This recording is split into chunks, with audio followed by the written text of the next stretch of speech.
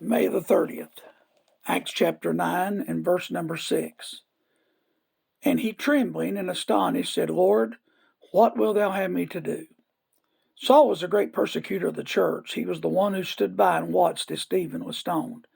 The church was afraid of Saul, and all of Jerusalem was in turmoil because of his threatenings. While on the road to Damascus, Saul was confronted by a shining light and a voice saying, Saul, Saul, why persecutest thou me? In fear and trembling he fell to the ground and cried out to God. And these great words have influenced men for centuries in their search for the will of God. What wilt thou have me to do?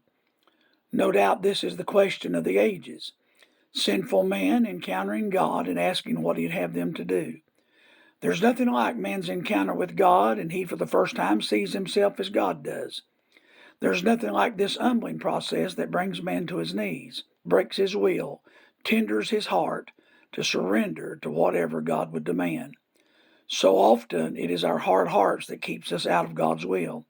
We refuse to humble our hearts and bow our will to his will.